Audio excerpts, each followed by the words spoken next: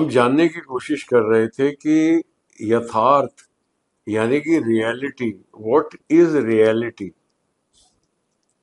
क्योंकि जो हमारा जो सिनेमा है, भारतीय बॉलीवुड का जो सिनेमा है, इसको सबसे ज्यादा बदनाम किया गया बाबूराव पटेल से लेके और करंजिया साहब, बीके करंजिया, इकबाल मसूद जो एक बहुत ही रनाउंड फिल्म क्रिटिक से लेके खालिद मोहम्मद जो बहुत ही रनाउंड क्रिटिक हिंदी सिनेमा के रहे, इन सब लोगों ने शुरुआत से लेके हिंदी सिनेमा की जो निंदा की है कि it is not real. But it was not possible for Hindi cinema to be real because Hindi cinema had to cater to all India audience and there was no all India reality.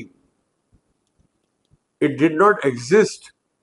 The idea of India existed down the centuries, but India as a political unity did not exist. India as a cultural unity existed. There was no passport or visa from going from one state to another.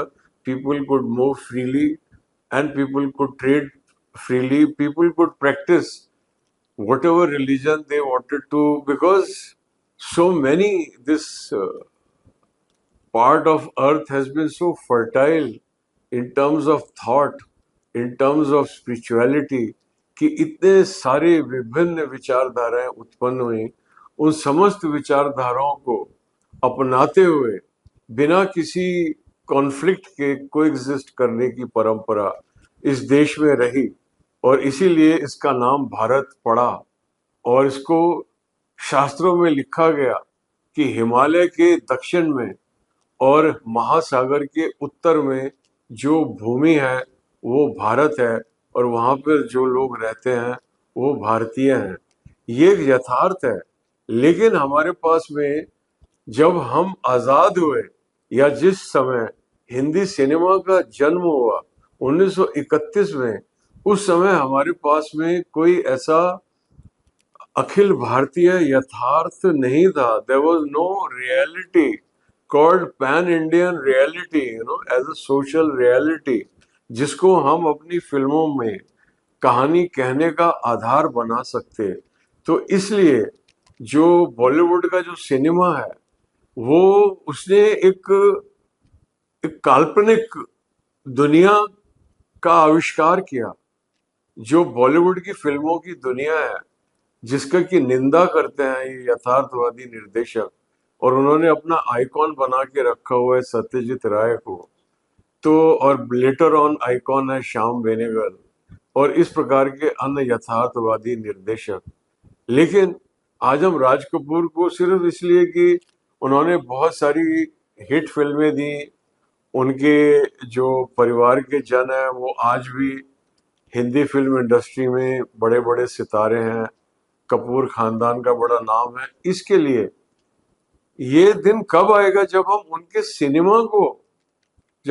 Cinema को salute करेंगे और बोलेंगे कि यार राज कपूर का cinema is greater than the cinema of Satyajit Ray. when germans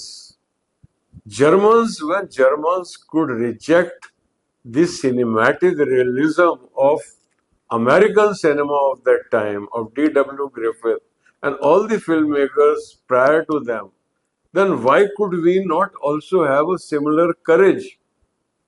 The answer is very simple, क्योंकि हम लोग गुलाम थे और आज भी हम मानसिक रूप से गुलाम हैं।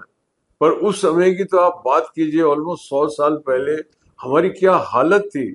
हमारे जो फिल्मकार हैं, जो हमारे जो बॉलीवुड के जो ग्रेट जीनियसेस हैं, महबूब खान, वी शांताराम, गुरुदत्त, विमल रॉय, राज कपूर, उन्होंने किन परिस्थितियों में इस सिनेमा की बुनियाद रखी, इसकी कल्पना करना भी असंभव है। उनको कोई सपोर्ट नहीं थी। वो तो भला हो कि उस टाइम पे अंग्रेजी पढ़ने वाले ज्यादा लोग नहीं थे, वरना जिस प्रकार से लिखा जा रहा था बम्बईया सिनेमा के बारे में, जिस प्रकार से, और हॉलीवुड में गए थे एक बार राज कपूर अपने श्री 420 को लेके, और डेरेक मैलकॉम उस टाइम के बहुत बड़े क्रिटिक थे, वो 20 मिनट पिक्चर देख के बाहर निकल के बोले कि this is intolerable.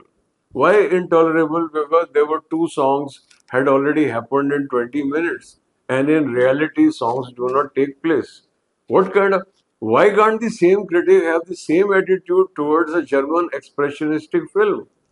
Because Germans, are self-respecting people. They have a pride.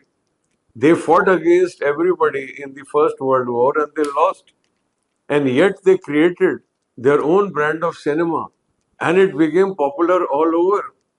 The overflow of German expressionistic cinema can be seen in Hollywood, in the film noir, all the criminal films, all the crime thrillers of Hollywood made during the 30s and 40s, and which came to be known under the genre of film noir. They are thoroughly impressed and incorporate the lighting of German expressionistic cinema. And all the horror films, Dracula and all the other horror films, they are following the grammar, the visual grammar set by the German expressionistic cinema. When German expressionistic cinema can use hyper expressive performances, then why can't Bollywood use melodrama? Bollywood की फिल्मों में जो परंपरागत फिल्मों में melodrama होता था, उसको आज पूरी तरीके से विलुप्त कर दिया गया है, क्रिटिसाइज कर करके. ओवर द टॉप है जी, मेलोड्रामेटिक है, ये है वो है, विदाउट रियलाइजिंग कि सिनेमा जो है वो रियलिटी नहीं है. जो why are the parameters of reality being superimposed on cinema when we have thoroughly understood there is no moving picture, there is only a blank screen. On that, a flicker is taking place at the speed of 148th of a second. Flicker is taking place, and that flicker is getting converted into 1 second of time. That is an illusion. It is not real. For heaven's sake, why the hell have we? This is a very, very long discussion. It can and it should be had. Because ये जो हमारी फिल्में हैं, contemporary फिल्में हैं, जो जो box office पर 15-20 करोड़ के बैरियर को पार नहीं कर पा रही हैं, वो सारी की सारी वो फिल्में हैं which are suffering from this disease called cinematic realism, जो आज फिल्में बन रही हैं बॉलीवुड के अंदर. क्योंकि जो निर्धारण कर रहे हैं, जो विचारण कर रहे हैं, जो जो संचालन कर रहे हैं, वो सारे के सारे उनके पास कोई किताबें नहीं है, कोई रेफरेंस नहीं है, except the English books written on cinema.